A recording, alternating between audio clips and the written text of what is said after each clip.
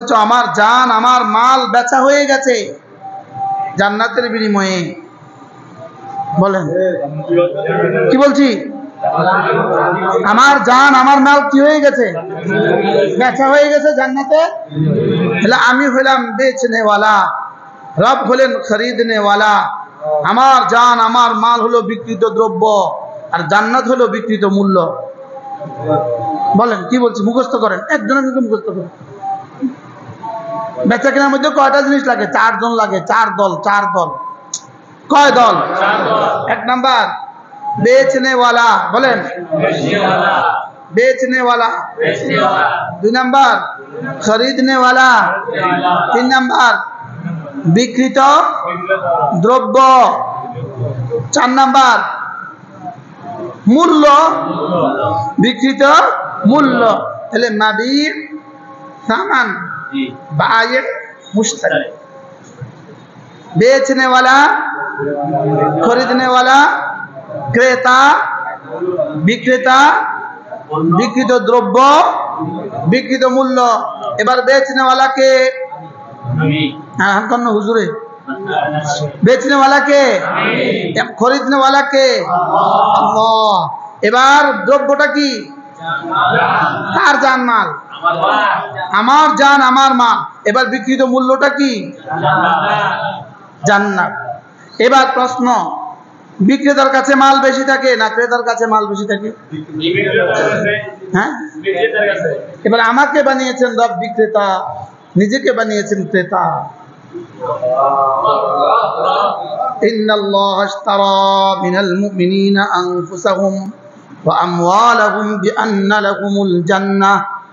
আমি রব খরিদ করে নিয়েছি মুমিনের কাছ থেকে তার জান আর মাল। তাহলে নিজে খরিদনেওয়ালা হয়েছেন, নিজে হয়েছেন ক্রেতা, আমাকে বানিয়েছেন বিক্রেতা। আমার জান আমার মাল বানিয়েছেন আল্লাহ তাআলা বিক্রিত দ্রব্য। বিআন্না লাহুমুল জান্নাহ, জান্নাতকে বানিয়েছেন বিক্রিত মূল্য। সুবহানাল্লাহ। কি এবার কার কাছে মাল বেশি থাকে? বিক্রেতার কাছে মাল বেশি থাকে। ক্রেতার কাছে মাল কি থাকে?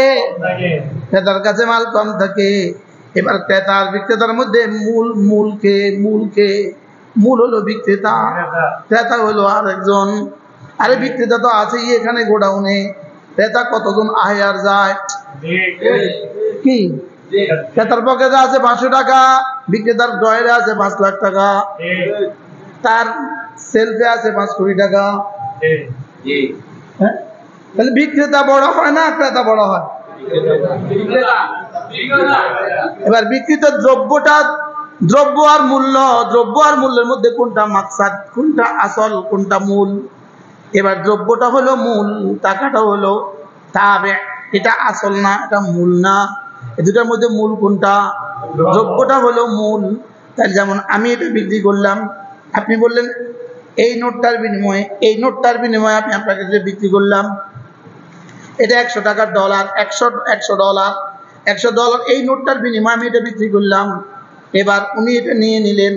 এবার উনি 100 ডলারের পরিবর্তে বাংলা টাকা 14,000 টাকা দিয়ে দিলেন। এখন মাসালা বেচা কিনা সহি না গলত? সহি। বেচা কিনা কি দিবেন বলছেন? 100 ডলার দিয়েছেন কত? 14,000 টাকা। বেচা কিনা সহি না গলত? এবার দিয়েছেন 500 রিয়াল। এবার বেচা কিনা সহি না গলত? সহি। ডলার দিবে কয়া রিয়াল দিছে, বেচা কিনা সহি। ডলার দিবে বলে পাউন্ড দিছে, বেচা কিনা সহি। লেকিন আমি এবার ওনার ডলারটা নিলাম, এটা পরিবর্তে এটা দিয়ে দিলাম, এটার পরিবর্তে এটা দিয়ে দিলাম। উনি বলেন আমি এটা নিতাম না, কারণ এটা আমার উদ্দেশ্য না, আমার উদ্দেশ্য এটা। তাহলে মুভি পাল্টাইলে কিন্তু কি হয় না? বেচা কিনা বাতিল হয়। সামান পাল্টাইলে বেচা কিনা কি হয়? সহি হয়। বুঝেন নাই কথা? সামান পাল্টালেও বেচা কিনা কি হয়? মূল্য পাল্টালেও বেচা কিনা কি হয়?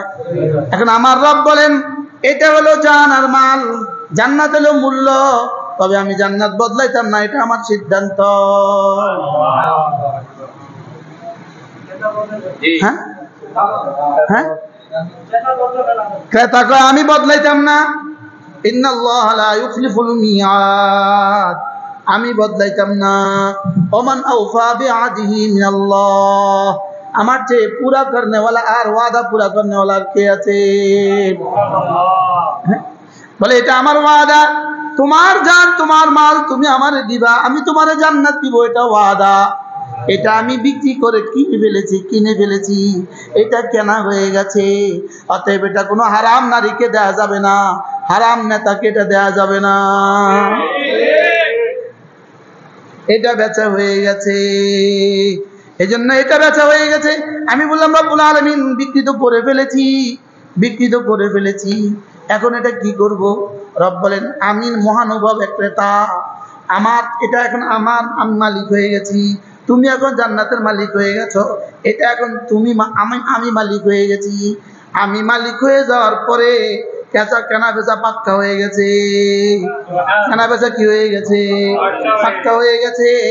তবে এটা তোমার কাছে থাক, এটা তোমার কাছে থাক।